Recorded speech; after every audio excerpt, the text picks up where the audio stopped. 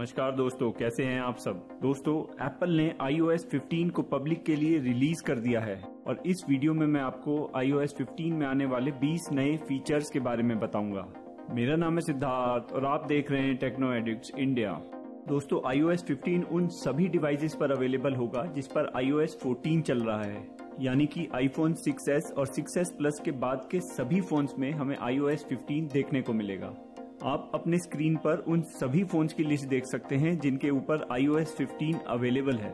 दोस्तों, एप्पल ने यहाँ पर iOS 15 के साथ साथ iPadOS 15, watchOS 8 और tvOS 15 को भी लॉन्च किया है। हम इस वीडियो में iOS 15 के बारे में बात करेंगे और iPadOS 15 और watchOS 8 के फीचर्स से रिलेटेड वीडियोस आप हमारे इस चैनल पर जल्द ही देख पाएंगे। दोस्तों, अगर आप tvOS 15 में आने वाले फीचर्स को भी देखना चाहते हैं तो आप हमें नीचे कमेंट बॉक्स में लिख के बताएं। हम उससे रिलेटेड वीडियो भी आपके लिए जल्दी लेकर आएंगे। दोस्तों, वैसे तो iOS 15 में हमें करीब 300 नए फीचर्स देखने को मिलेंगे, लेकिन इस वीडियो में हम आपको 20 ऐसे फीचर्स के बारे में बताएंगे जो हमारे हिसाब से मेजर हैं। सबसे पहला चेंज दोस्तों जो हमें यहाँ पर देखने को मिलता है वो मिलता है फेस टाइम कॉल्स में।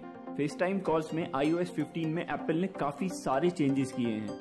आप यहाँ पर फेस टाइम के नए इंटरफेस को देख सकते हैं, जिसमें सबसे ऊपर आपको ये क्रिएट लिंक वाला ऑप्शन देखने को मिलता है। इस क्रिएट अ लिंक से आप अपनी फेस टाइम कॉल का लिंक क्रिएट कर सकते हैं और अपने फ्रेंड्स को मैसेजेस या ईमेल के थ्रू उस लिंक को भेज सकते हैं। दोस्तों, इस लिंक की एक खास बात यह है कि इस लिंक से आपके फ्रेंड्स न सिर्फ iOS डिवाइसेस पर बल्कि एंड्रॉइड डिवाइसेस पर भी आपसे फेस टाइम कॉल पे बात कर सकते हैं। दोस्तों, इस लिंक फीचर को हमने अपने एक वीडियो में डिटेल्ड में एक्सप्लेन किया था, तो अगर आप उस वीडियो को देखना चाहते हैं तो ऊपर आई बटन पर क्लिक करके आप उस वीडियो को देख सकते हैं। इसके अलावा दोस्तों, iOS 15 में इस बार एक नया फीचर ऐड किया गया है जो कि है शेयर प्ले का। शेयर प्ले में आपको यहाँ पर एक एडिशनल बटन देखने को मिलेगा जिससे आप अपनी फेस टाइम कॉल्स में अपने फ्रेंड्स के साथ अपनी मूवीज को शेयर कर सकते हैं, सॉन्ग्स को शेयर कर सकते हैं और अपने फोन के स्क्रीन को भी शेयर कर सकते हैं। लेकिन दोस्तों, एप्पल ने अभी इस फीचर को डिसेबल कर दिया है और iOS 15 के आने वाले रिलीजेस में एप्पल इस फीचर को इनेबल करेगा। तो ये काफी बड़ा फीचर हमें देखने को मिलेगा iOS 15 में कुछ दिनों बाद। दोस्तों, अगर आप इस शेयर प्ले फीचर को डिटेल में देखना चाहते हैं तो उससे रिलेटेड वीडियो भी हमने अपने चैनल पे बनाया हुआ है। आप उस वीडियो को नीचे डिस्क्रिप्शन में दिए गए लिंक से देख सकते हैं। इसके अलावा दोस्तों, फेस टाइम में जब आप कंट्रोल सेंटर को ओपन करते हैं तो आपको यहाँ पर दो ऑप्शन देखने को मिलते हैं, इफेक्ट्स और माइक का। जब आप इस इफेक्ट्स वाले ऑप्शन के ऊपर टैप करते हैं तो आप यहाँ पर देख सकते हैं कि पोर्ट्रेट मोड ऑन है। पोर्ट्रेट मोड में आप यहाँ पर देख सकते हैं कि आपको ये बटन दिखाई देता है। जब आप इस बटन को प्रेस करते हैं तो आपका बैकग्राउंड ब्लर हो जाता है। ये देखिए, अब ये बैकग्राउंड ब्लर हट गया है और यहाँ पर आप देख सकते हैं कि अब दोबारा से हमारा बैकग्राउंड ब्लर हो गया है। तो ये एक नया फीचर ऐड किया गया है फेस टाइम में जो कि है पोर्ट्रेट मोड। इसके अलावा कंट्रोल सेंटर में ही आपको साउंड से रिलेटेड ऑप्शन यहाँ पर देखने को मिलते हैं। जब हम इस पे प्रेस करते हैं तो हमें यहाँ पर 3 ऑप्शन देखने को मिलते हैं, स्टैंडर्ड, वॉइस आइसोलेशन और वाइड स्पेक्ट्रम। इसमें दोस्तों, जब हम वॉइस आइसोलेशन वाले ऑप्शन को चूज करते हैं तो हमारे फोन का माइक्रोफोन हमारी साउंड को आइसोलेट कर देता है बैकग्राउंड नॉइजेस से। ये फीचर फेस टाइम कॉल्स में काफी हेल्पफुल साबित होता है। इसके अलावा वाइड स्पेक्ट्रम मोड को आप ऑन कर सकते हैं अगर आप एक से ज्यादा लोगों की साउंड या म्यूजिकल इंस्ट्रूमेंट की साउंड्स को सुनाना चाहते हैं अपनी फेस टाइम कॉल्स में, और नॉर्मल कन्वर्सेशन के लिए आप स्टैंडर्ड मोड को ऑन रख सकते हैं। तो दोस्तों, ये काफी सारे चेंजेस हमें देखने को मिलते हैं iOS 15 में फेस टाइम कॉल्स में। दूसरा बड़ा चेंज जो हमें iOS 15 में देखने को मिलता है वो है फोकस मोड। ये focus mode do not disturb mode की तरह ही काम करता है। इस मोड को एक्सेस करने के लिए आप अपने फोन के कंट्रोल सेंटर में यहाँ से इस फोकस मोड को एक्सेस कर सकते हैं, या फिर आप अपने फोन की सेटिंग्स में जाकर यहाँ से इस फोकस मोड को एक्सेस कर सकते हैं। यहाँ पर आप देख सकते हैं कि मेरे फोन में ये 4 फोकस मोड दिखाई दे रहे हैं जो कि है do not disturb, personal, sleep और वर्क। यहाँ पर हम ऐड बटन पर प्रेस करके अपने फोन में कोई भी फोकस मोड सेट कर सकते हैं। जब हम किसी पर्सनल मोड को सेट कर लेते हैं, जैसे कि फॉर एग्जांपल हम इस पर्सनल मोड को यहाँ पर देख लेते हैं। इस फोकस मोड की खास बात यह है दोस्तों कि जब आप किसी फोकस मोड को ऑन कर देते हैं तो आप वहाँ पर रेस्ट्रिक्शंस लगा सकते हैं कि आप किन लोगों को अलाउ करना चाहते हैं उस फोकस मोड के टाइम पे आपको कॉन्टेक्ट करने के लिए, और आप कौन सी एप्स को अलाउ करना चाहते हैं उस फोकस मोड में। आप यहाँ पर देख सकते हैं कि मेरे पर्सनल फोकस मोड में यहाँ पर ये 2 लोगों को मैंने अलाउ किया हुआ है जिन लोगों की कॉल्स आ सकती हैं इस पर्सनल फोकस मोड के टाइम पे। इसके अलावा ये सारी वो एप्स हैं जिनको मैंने फोकस मोड में अलाउ किया हुआ है।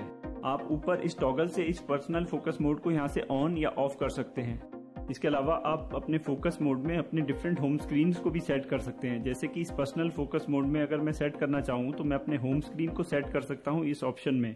कस्टम पेज वाले टॉगल को जब हम ऑन करते हैं तो यहाँ से हम इस ऑप्शन से सिलेक्ट कर सकते हैं कि अपने पर्सनल फोकस मोड में हम कौन से होम स्क्रीन को इनेबल करना चाहते हैं।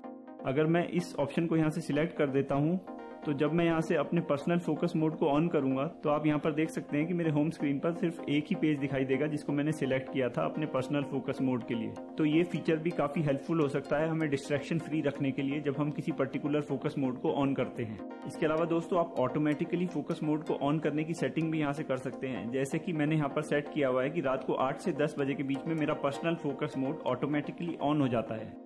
इसके अलावा यहाँ से आप और ऑटोमेशन भी सेट कर सकते हैं। जैसे कि आप पर्टिकुलर लोकेशन पे अगर पहुँचते हैं, जैसे कि फॉर एग्जांपल आप अपने ऑफिस जाते हैं तो आप वर्क फोकस मोड को सेट कर सकते हैं ऑन होने के लिए जब आप उस लोकेशन पे पहुँचते हैं। इसके अलावा यहाँ पर आप ऐप्स की भी ऑटोमेशन डाल सकते हैं। जैसे कि फॉर एग्जांपल अगर आप मेडिटेशन ऐप ओपन करते हैं तो ऑटोमेटिकली आपका do not disturb focus mode on हो सकता है।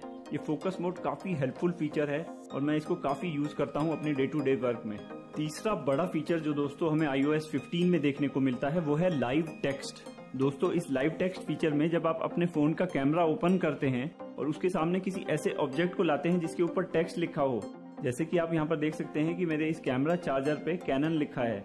आप यहाँ पर देख सकते हैं कि इस कैनन के चारों तरफ ये येलो लाइंस आ गई हैं और हमें यहाँ पर एक ये नया बटन देखने को मिलता है जो कि है लाइव टेक्स्ट का बटन। जब हम इस लाइव टेक्स्ट वाले बटन पे प्रेस करते हैं तो आप यहाँ पर देख सकते हैं ये टेक्स्ट हमारा ऊपर आ गया है। अब हमारे सामने ये सारे ऑप्शन आ गए हैं जिससे अब हम इस टेक्स्ट को यहाँ से लुकअप वाले बटन से देख सकते हैं इस टेक्स्ट के बारे में डिटेल्स। आप यहाँ पर देख सकते हैं कि कैनन का डिक्शनरी में मीनिंग आ गया है।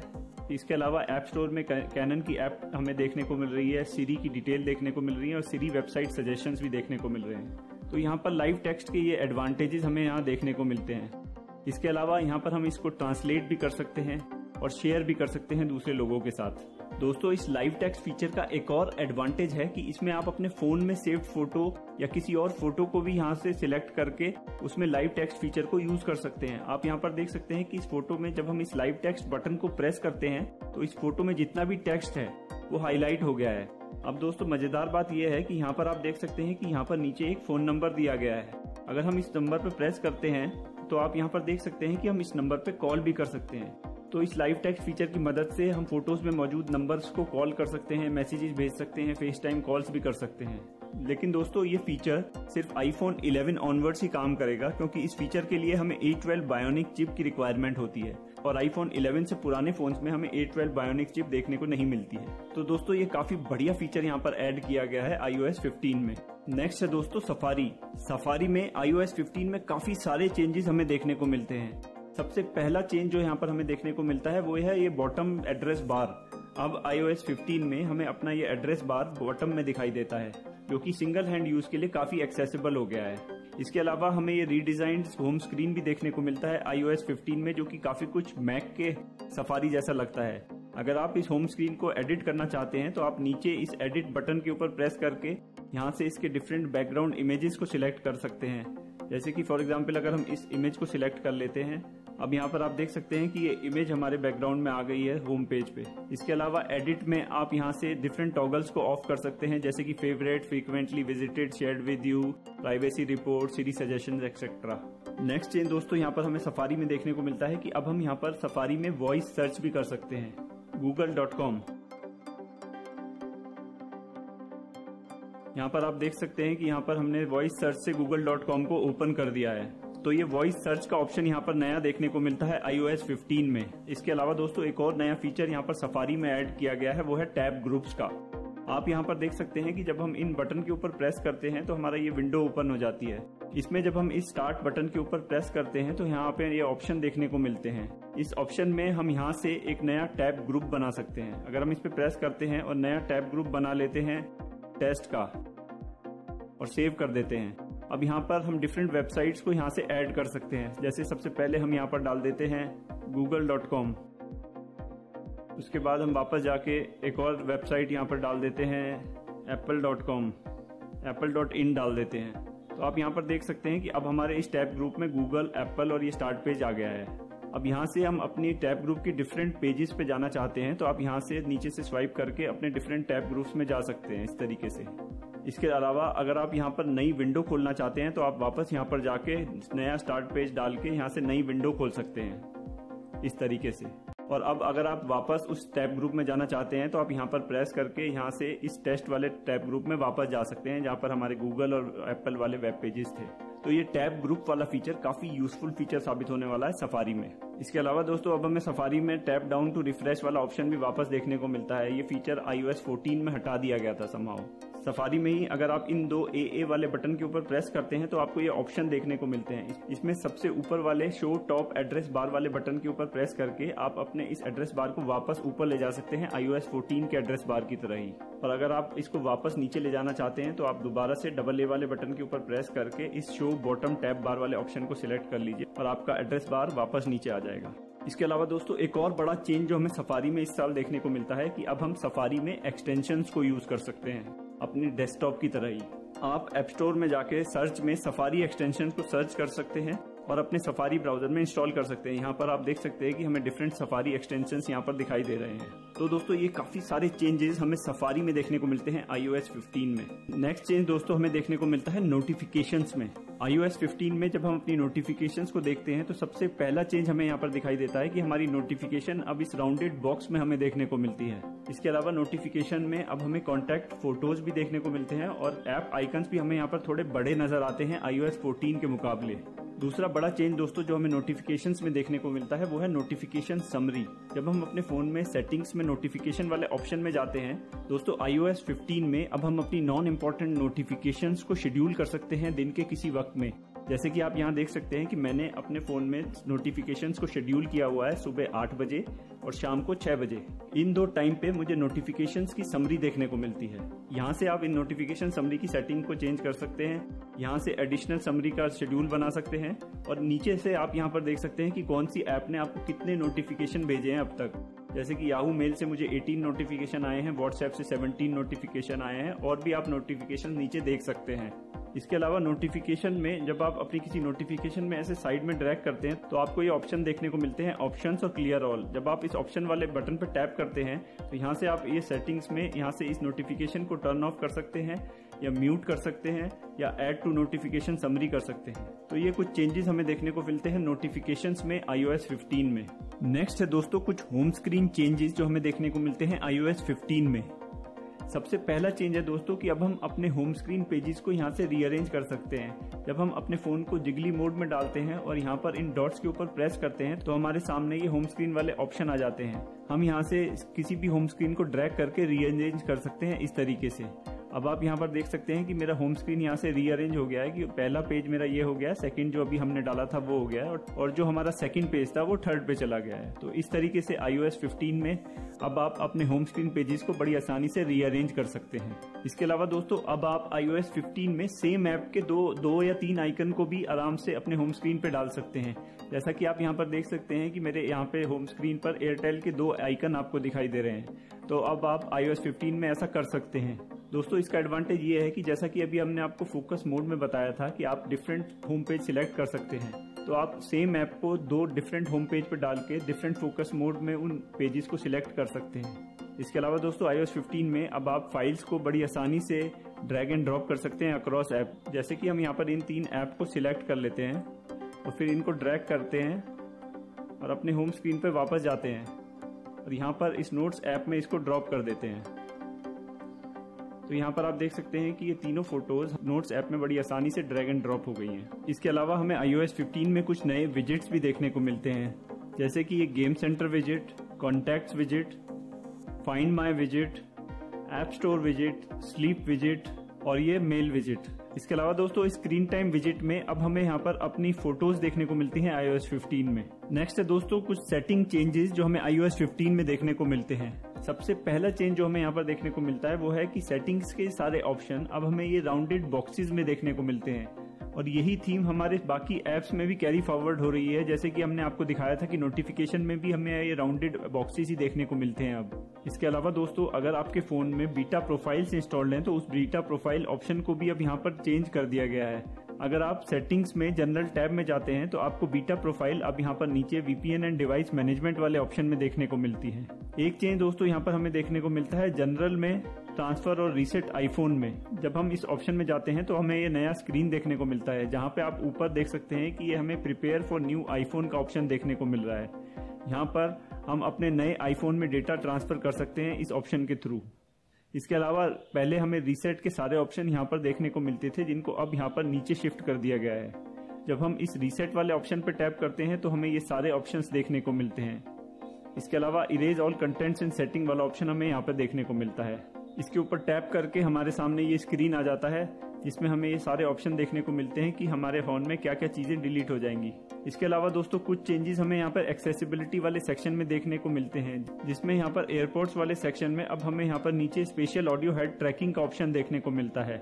यह ऑप्शन दोस्तों आपको तभी देखने को मिलेगा जब आपके पास एयरपोर्ट्स प्रो या एयरपोर्ट मैक्स होंगे, जो स्पेशल ऑडियो हेड ट्रैकिंग को सपोर्ट करते हैं। एक चेंज और जो आपको एक्सेसिबिलिटी वाले ऑप्शन में देखने को मिलता है वो देखने को मिलता है इस टच वाले ऑप्शन में। इस टच ऑप्शन में आप इस असिस्टिव टच वाले ऑप्शन में जाकर यहाँ पर नीचे देख सकते हैं कि यहाँ पर हमें यूज गेम कंट्रोलर वाला ऑप्शन देखने को मिलता है। iOS 15 में अब आप अपने फोन के साथ PS4 या Xbox के कंट्रोलर को यूज कर सकते हैं गेम्स खेलने के लिए।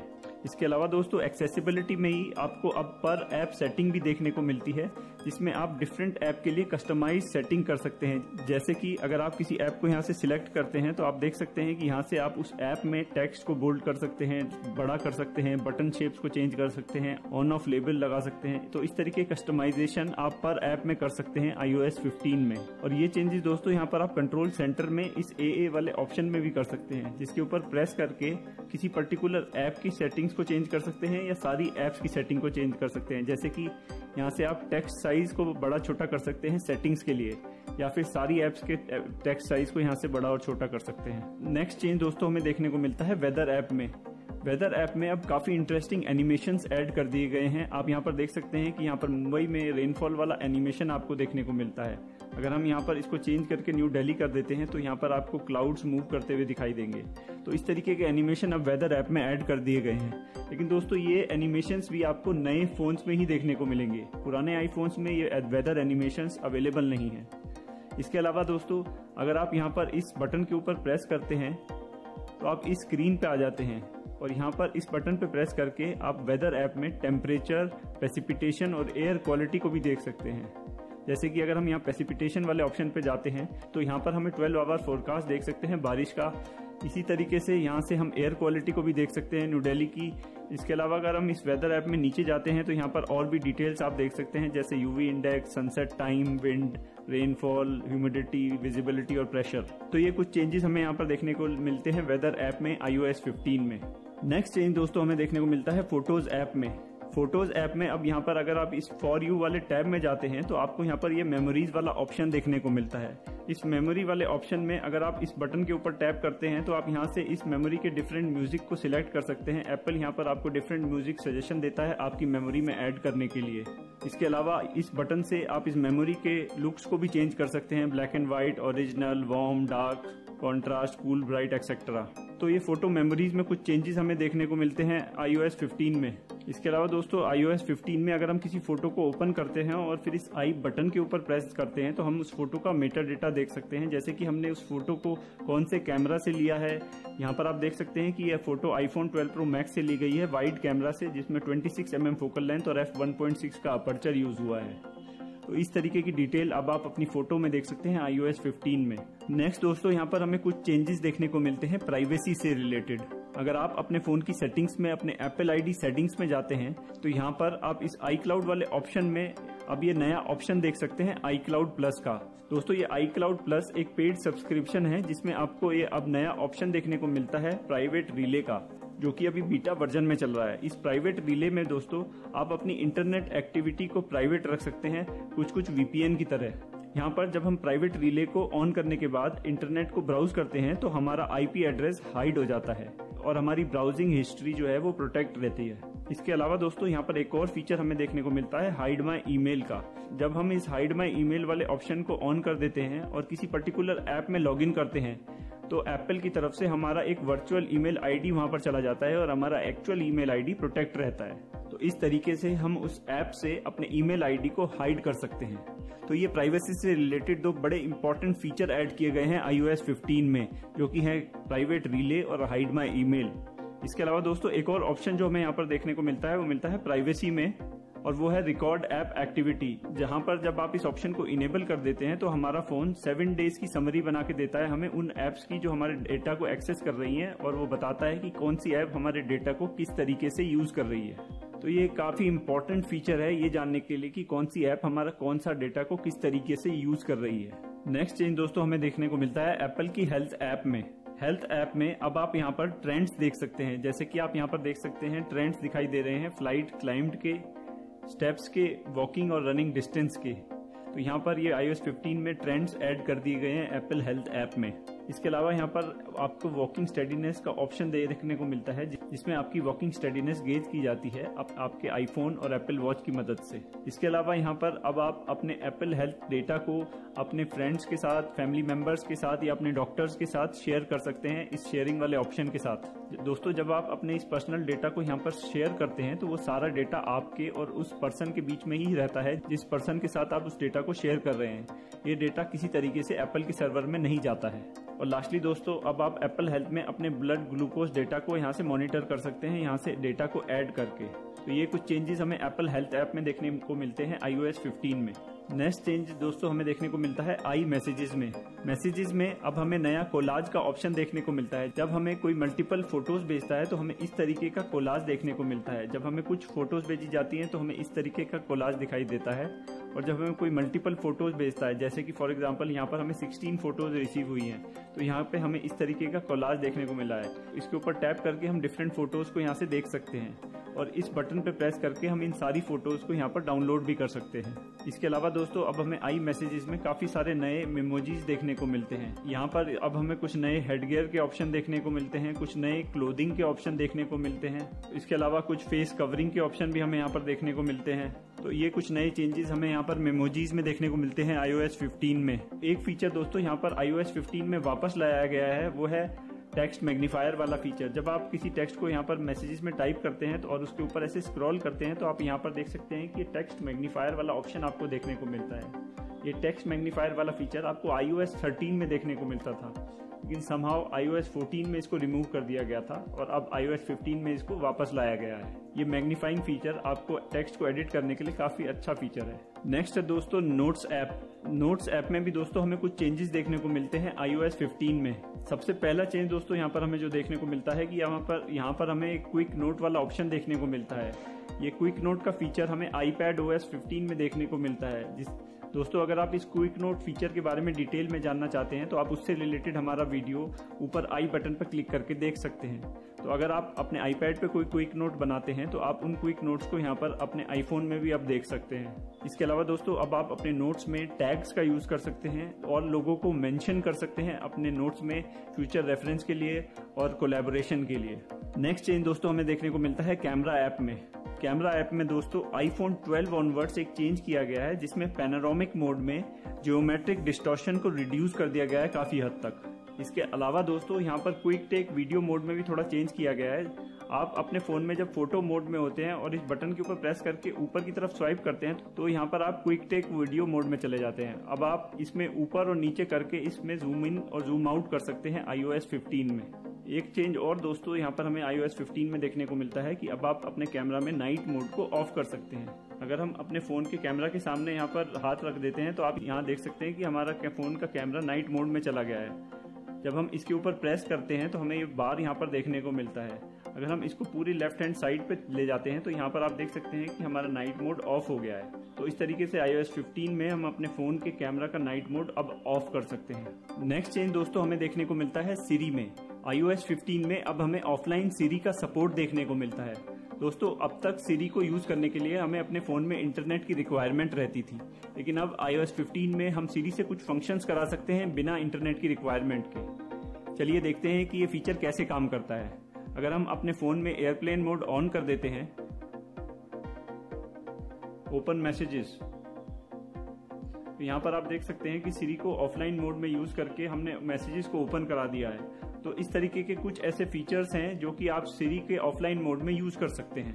इसके अलावा दोस्तों स्पॉटलाइट सर्च में भी यहाँ पर काफी सारे एडिशन किए गए हैं। यहाँ पर स्पॉटलाइट सर्च में और ऑप्शंस ऐड कर दिए गए हैं, जैसे कि अगर आप स्पॉटलाइट सर्च में आप कोई चीज सर्च करते हैं तो वो हमारे फोन में कॉन्टेक्चुअल सर्च करता है और इमेजेस में भी सर्च करता है। जैसे कि फॉर एग्जाम्पल अगर हम केक सर्च करते हैं तो आप यहाँ पर देख सकते हैं कि ऊपर हमें यहाँ पर ऐप सजेशन दिखाई दे रहा है केक से रिलेटेड। इसके अलावा यहाँ पर हम वो सारी फोटोज और वीडियोज देख सकते हैं जिसमें केक दिखाई दे रहा है। उसके अलावा सारी डिटेल्स यहाँ पर दिखाई दे रही हैं केक से रिलेटेड, और यहाँ पर एक मूवी सजेशन भी आ रहा है जिसका नाम है केक। तो यहाँ पर iOS 15 में स्पॉटलाइट सर्च को थोड़ा और रिच बना दिया गया है। नेक्स्ट चेंज हमें दोस्तों देखने को मिलता है एप्पल की मैप्स ऐप में। सबसे पहला चेंज जो यहाँ पर किया गया है वो है इस आइकन में।